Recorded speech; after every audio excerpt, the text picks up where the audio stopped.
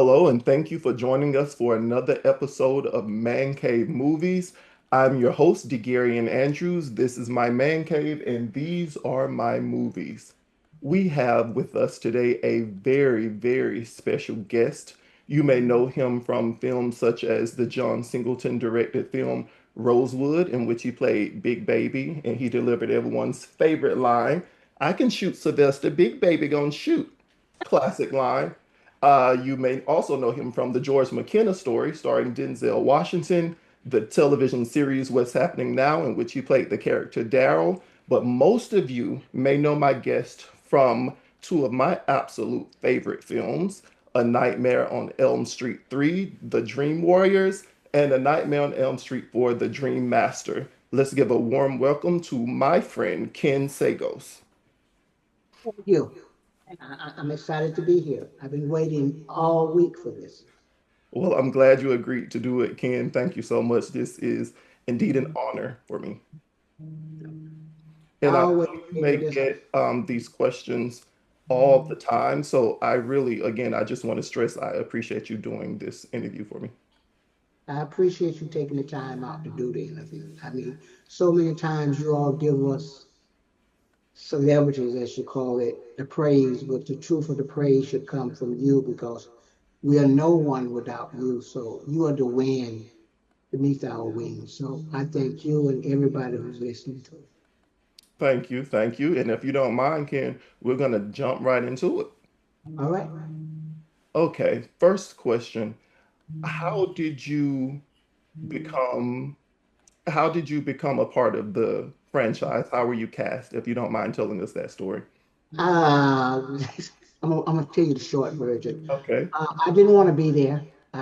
When my agent called me and told me to go out for this audition, because she was in Hollywood, they have a thing called a breakdown, and the breakdowns is a description of the character that they are looking for, and the description they was looking for was completely opposite of how I looked. You know, they wanted us really slim, muscular guy, with the muscles and everything. I didn't have that. I looked like a Pillsbury Doughboy that had been baked. So, Please. so I didn't want to go. So the day of the audition, it was raining, and I had to go to court. Where I had to go to court was in one side of town, and audition was another, and I didn't have a car, so I had to catch the bus. Three buses to get there, and then I would have to catch four buses to get home. Turned out I lost the case. I I didn't win the court case, so I was really angry. It was raining, and by the time I got into the audition, I had an attitude. When I saw I just was out of place. So I went in with an attitude, and when I read the first part, I said a black guy wouldn't say this shit. And so, and because originally, for people who don't know, Kincaid was originally written for a white actor. Okay. Did So not know that. So when I went in and auditioned, and the casting director and the director said, "Okay, we'll read it how a black guy would read it." So I, in so many ways, cussed the director out, and he looked at me and said, "Thank you." So by the time I got home, I didn't care, Mhm.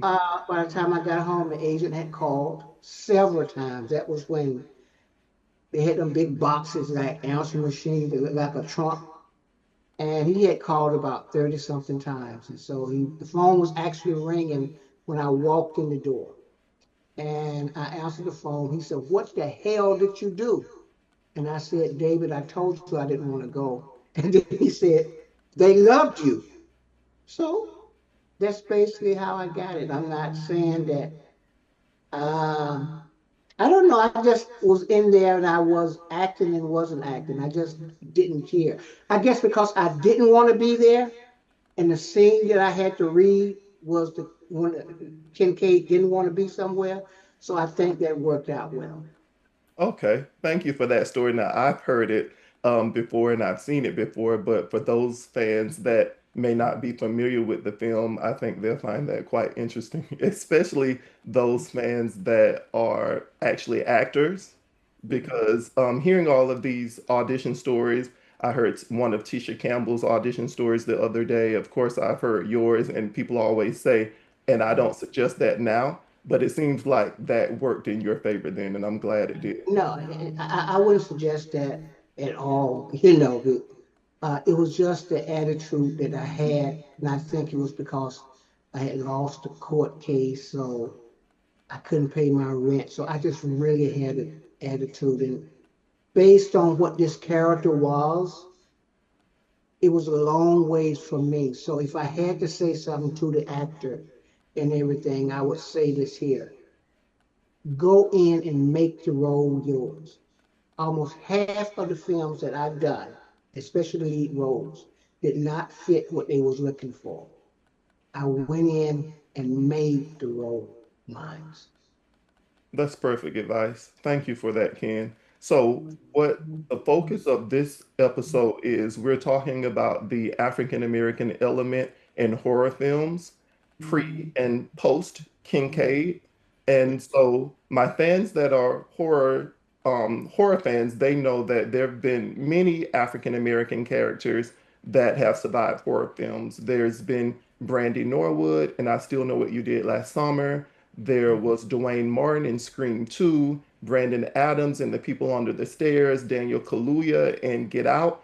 But before all of them could walk, I would say you crawled with Kincaid. No, but I should say before all of them could run, you crawled, you walked with Kincaid.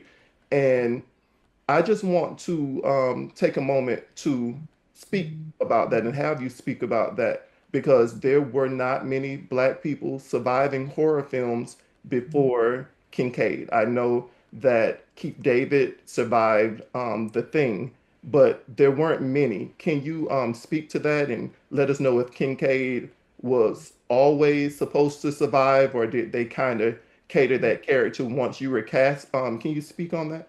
Like I said, I the character was originally for a white actor, and so I had to pull on my ability to make it mine, even though it was not anything I planned. But as far as Kincaid, I did not know at the time of the magnitude of what this character represents. Now, before me, there are not any black actors that survived a international horror film, and I have to Mm-hmm. credit. I am the first to survive an international horror film because I have to give homage to the great William Marshall who did Blackula during the black exploitation Mm-hmm. years. And there was a Blackula 1 and Blackula 2. Um, and I believe there was one actor that survived, but he wasn't a lead role years before me. But I'm the first to survive a horror film and return to a sequel. And my joke has always been is that they forgot they killed the black guy and said, "Oops." And so that's how I got back, put it back and forth. And so But they came back to finish the job. yeah, yeah. Because normally, in part 4, I got killed during the credits. And we're going to discuss that. We're going to discuss the Dream Master because actually, Dream Master is not only my favorite entry in the franchise, it's my one of my favorite films. And I'll touch on that a bit more later. But before we get there, I want to speak a bit more about Dream Warriors and just your experience on that set. Can you do you have any funny stories or anecdotes that I guess the thing is that, as they say, black don't crack. So I was the only someone that was in Nightmare on Elm Street, as far as the lead roles, older than me was Robert Englund and the head person at the nurse, not the nurse, she wasn't the nurse, but she was the head person. I was literally the third oldest Priscilla person. is that Priscilla Pointer? Yeah, she Okay. just, yeah, so, you know, everybody thought that I was the youngest one there. Mm-hmm. So I was playing 16. I'm not going to tell my age, but I got to put it this way. I could have had a son that was 16. So I think the funny thing about it is that I didn't party a lot. I didn't do anything with them, you know. And that's because my mindset was different. So when we finished the shoot, I went on about my business. Now, from my understanding over the years, I understand there was a lot of conflict going on Nightmare 3. I honestly don't remember seeing any of it because once I did my stuff, I went back to my dressing room because I was writing. I was always writing, and I had learned that I have this job now. What I'm going to do to get the next job. Understood. Understood. And I'm glad you mentioned that you were always writing. I want my viewers and my fans to know that Ken is also a Cable Ace Award winner. He's Imagery, writing. image. So he's a multifaceted, multi-hyphenated, multi-talented. And Ken, if I can go back to Black Not Cracking and your age in this film, I don't know if you realize here lately on social media within the past few days, because for those of us that don't know, yesterday was the 37th anniversary of Nightmare 4, The Dream Master. So there's been a picture floating around on social media with all of your ages at the time. I saw that picture, See that? and I would never take it down, and I damn sure won't correct it. But I saw that picture. You know, my family, even I have a couple of sons I adopted, but they even called me because. Mhm. But no, I think it's true if that's what they want to believe. I'm not I'm not going to say it's not true, but I did see that picture, and I said, wow, they don't have a clue. Okay, okay, thank you for clearing that up. I almost sent you that picture via text and asked, was it true?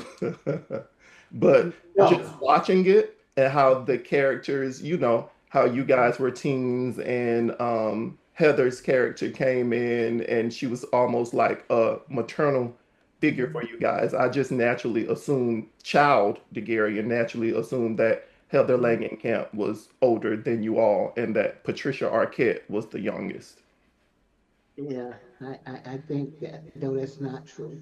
Okay. That's not Well, true. thank you That's for called makeup and makeup. back don't crack. Okay, and then now if we can transition a bit to the Dream Master, which you touched on earlier, and I've seen you say in the interview, if you're coming to see me in the film, don't stop by the concession stand, come straight in. So I know there were some changes made. Patricia Arquette was replaced by Tuesday Night. Rennie Harlan directed part four. But can you talk about were there any other scripts aside from what we saw in the scene where your character, spoiler alert, Kincaid dies first in the film? Was that always supposed to be? When Rodney, they called Rodney and us in Hmm. to meet with Rennie Hyland, the director. It was never a script. I don't. We never had really a script in the beginning because see, the writers was on strike, and Okay. because the writers was on strike, it was only like a treatment, a synopsis of what was going to happen. And so that's what I saw at first. And I did not even know I was coming back because they had put the Kincaid character in the breakdowns again. Mm. Had not contacted me, so that they was looking for another Kincaid. But from my understanding, the uproar of the public Hmm. wanted Ken Sagoes back at Kincaid. Uh, Absolutely. I think that it had a lot to do. I don't know for sure. I think it had a lot to do that Patricia Arquette wasn't coming back Hmm. for whatever reason. I don't know. I wasn't coming back, and so they wanted to bring in the new characters. I believe that if Patricia Arquette had come back, we would have been in there a little longer. But Yes. what they wanted to do was just to get rid of the old and bring in a new. It wasn't a black thing. It was like we were the seniors and those were the freshmen. Hmm. So they want to graduate the seniors. so we can start with fresh class. I understand. And it was, and don't get me wrong, no disrespect to Tuesday Night because I feel that she does a wonderful job and I love her song Nightmare during the opening credits. But Mhm. I would have been interested to see the big reunion scene that you guys have when she pulls you into her dream, that first dream. I just always wondered how that would have been received had that been Patricia Arquette playing Kristen again.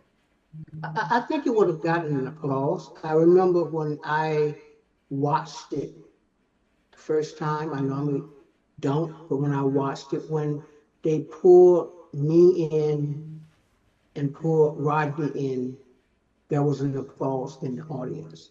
Mm, Now, and something that I always say is said, I think what Tuesday Night did, she came in and did a phenomenal job because she had to step in two pair of shoes. And so she was the first to reach out to us, to welcome me and Rodney and myself, and she did a phenomenal job. It wasn't a case where, in my eyes, that I said, "Boy, I wish Patricia was here to do this," but it was just only a thing that I wish Patricia would have been here so I could have my sister again. Now I got to relearn another sister. But it was, but we was on. I think it was a 5 day shoot for me. So it was a very short shoot, and we was like that fast food In and Out burger. mhm. We was not a Happy Meal. Okay, and I'm glad you cleared that up. You said it wasn't a black thing because as a child, I always said, well, why did Kincaid have to die first? Why couldn't Joey die first? Or any other character? Why did it have to be Kincaid? Because you're arguably the most popular character from Dream Warriors. Now let me clear that up. Now I didn't say I, out of the two of us, Hmm. I do think that that had something to do with an unconscious black thing. Gotcha. Gotcha. I do feel that. I'm saying that they had to get rid of the three old schools before, and I just happened to have been the first one. I think that subconsciously, I don't think it's a racist thing. Hmm. Subconsciously, that's what that's what their mindset is. And but I think because Rodney's scene had to do with the Playboy Bunny and Hmm. the nudity and stuff like that, they want to make that last, stuff like that. Gotcha. And I'm glad you kind of segued into that because when we talk about some of the publicity stills and marketing that I've seen from the film, when the actor Robert Englund, who plays Freddy Krueger, is reaching, there's a picture when he's reaching through a door and he's grabbing you, and there's everyone else around. Do you know the picture that I'm referring to? That was in three, correct? Well, it happened in three. There's a still like that in three, and there's a still like that for four. I think it's you, it's Rodney Eastman, Toy Newkirk, Lisa Wilcox, is all of you guys in front of the Elm Street house door, and his arm is reaching through the window and grabbing you by the neck. And I just always wondered how that was even broached to you, or if you can You know remember what? why was I that. gotta go back and watch the film then. I don't remember that.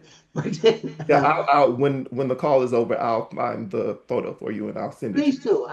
Please do. And I think because I remember him holding me by the neck you. Mhm. in part 3, but Yes, I in don't. the film in part three, he held you by the neck, but what I'm referring to is a publicity still for part four. Okay. Mm. All right. So that was probably taken from part 3. I would love to see that. I would love to see it. Okay, I'll get that to you. Um, and so can we touch briefly on, and I would just love to get your thoughts, since we're talking about the African American element in horror films, um, why you think, and it could be due to colorblind casting, you let me know.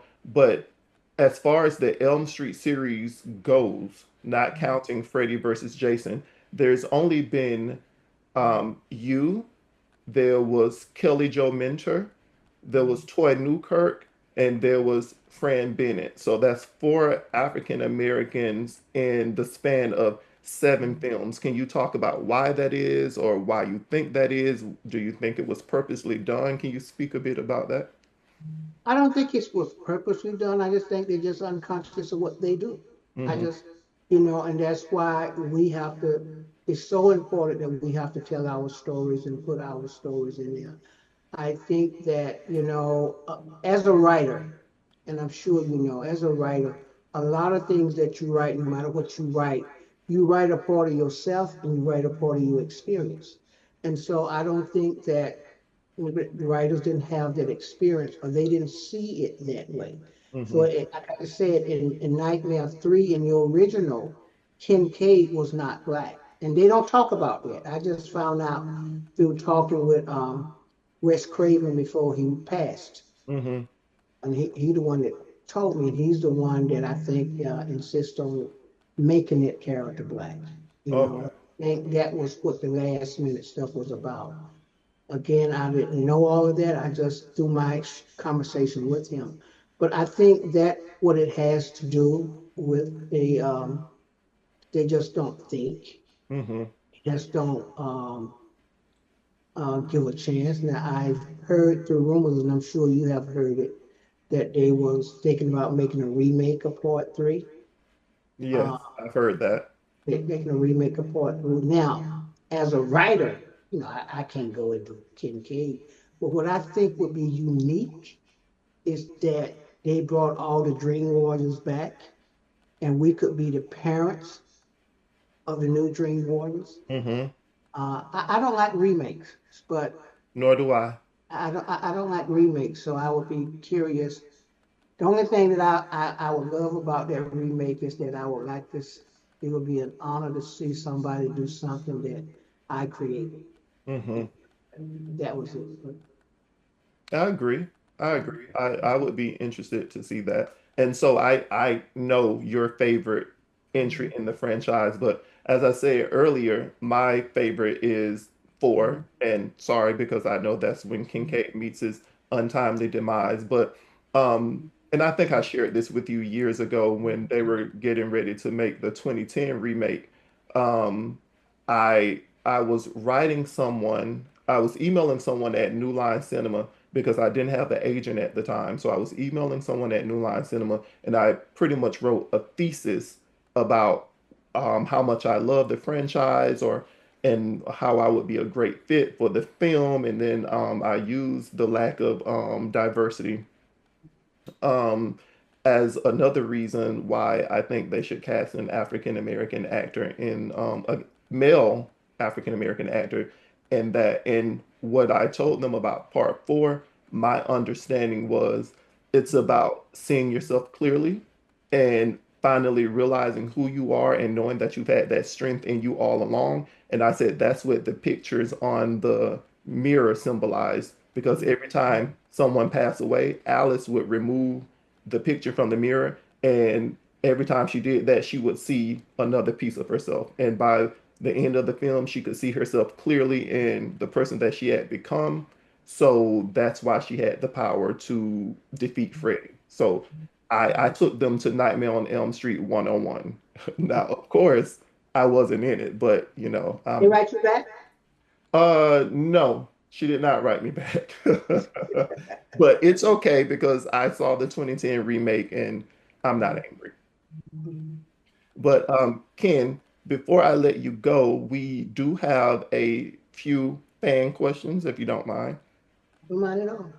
Okay, so the first fan question, and by fan I mean my family is we're Elm Street fanatics. So when I say fan, I mean my younger sister. Shout out to Kia.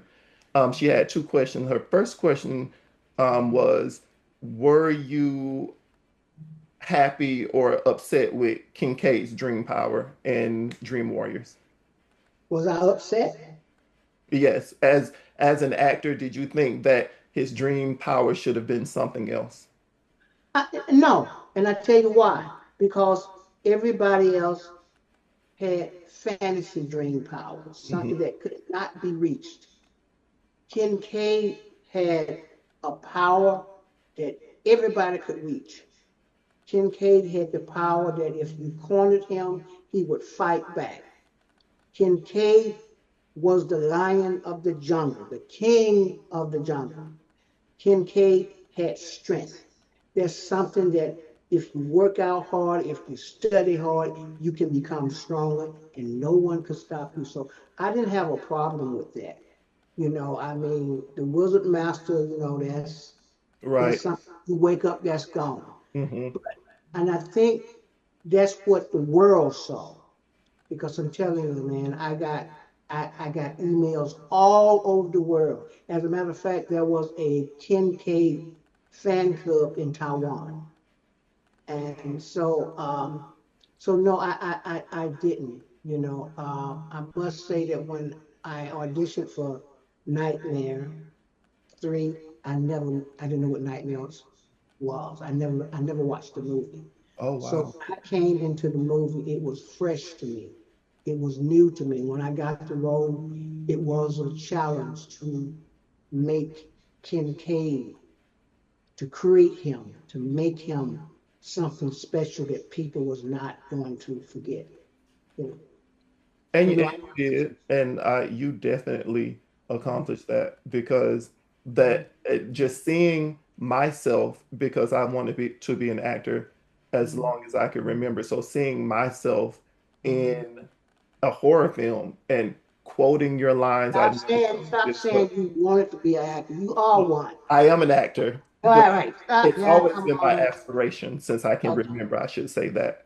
Yes. Okay. But I've never told you I've quoted your lines a million times over. So you definitely left an indelible mark not only in horror history but cinema history as well. Can I And tell you one little secret here? yeah, I don't know if you remember when we first met. I was going to do a play in Hollywood. yes, yes. Hmm. And I was asked to do the play, and I came up there to do the play, and I couldn't do the play because then I was a part of the a theater thing in North Carolina. Yeah, I I was remember going to that do the conflict. play, and you came out the first day I went up there with a bunch of stuff for me to sign. And at that time in my life, I was really down. I was going through some things. And you came out there and you asked for my autograph. And at that time, I wasn't traveling that much doing autograph. So you was kind of like the first black person to ask me for that. And it made me feel really, really good. And so when I had to turn that play down, I didn't know you at the time, but I wanted to do it because I wanted to hang with you.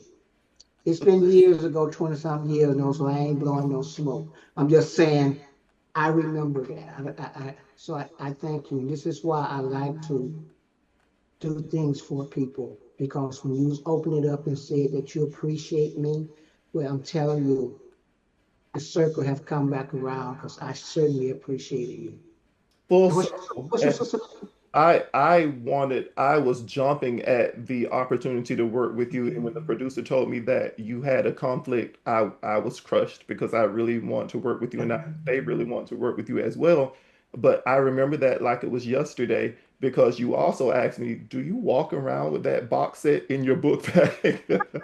But I didn't even know you were coming in to read that day. It just so happened that one of my friends, I was going to over after rehearsal to help her paint, and she said, "Bring Elm Street the box set because I want to watch them while we paint." So I had it in my book bag that day, and when I came out and I saw you, I'm like, "Okay, fate, fate. I want him to sign this, sign these things for me."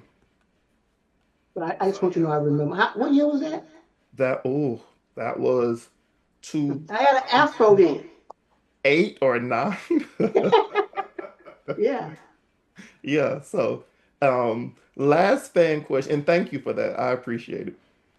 The last fan question, my sister wanted to know how do you think Kincaid would react now in an interview if someone asked him how he felt about Christian pulling him into the dream where he met his demise? Because you guys weren't dreaming about Freddie, and then Christian kept pulling you in, and then when you were pulled in and you tried to call out for her help, she was still awake. So she said, "How do you think Kincaid would respond to that?" Now, I have a sense of humor. I'm always trying to find a joke. I probably would have said, damn, why couldn't we move into a black neighborhood? But You may not have had those issues there. I would have had those issues. You know, Freddy Krueger would have came in the neighborhood, we would have whooped his ass. You Right. you know, I was when I was stand up comedy, I talked about that. I said he had went to my mother, he raised up them razors. My mama would have raised up, some lead clip on nails. This was it. Come on, come on. What you gonna Right. do? And You if know? someone black had Christian's power, oh, we would have pulled in cousins and Yeah. uncles And and you this. notice and like in the nightmare on Elm Street, they don't go to the hood. We Right. will whoop They don't. that ass. We, Right. we will whoop that ass. Yeah. Especially if we knew you done mess with some kids. We will whoop Oh, that oh ass yes. in the Oh yes. dream. You be going around trying to find out how to get in the dream. We gotta whoop Freddy's ass. Well, when you go to sleep I tonight, you may want to call me. write that. Right. Well, Ken, thank you so much for joining us today. Before I let you go, I want you to tell my viewers how they can follow you on social media and how they can donate to your foundation. Oh, yes, thank you. I have a foundation called the Giving Back Corporation. If you go to Ken Sagoes Giving Back, GBC Giving Back Corporation.com, and you can donate. Because what I do is that most of my signings, I send kids to college every year. I at least give 10 scholarships, and so far I've helped put over 1,000, about 1,200 kids through college. So you can contact me on Facebook. I understand there's an Instagram, but I don't get on it that much. But contact me on Facebook and reach out to me. And I always try to connect with people because I realize who I am is because of you. So contact me through Facebook or wherever you can find me, and we can talk more. I'm sorry that we have to leave, but I do understand. And I ask one last favor of you, and that's to please invite me back. I do have a comic book that we're going to make into a feature film called Socrates. That's what we'll come back and talk about. Yes, we will. Yes, we'll come back and talk about that. I have my autographed copy, so I would love to have you back on. Thank you so much. All right. Thank you so And much, sister, everyone. Round thank of you. applause for Ken Sagoes. Okay.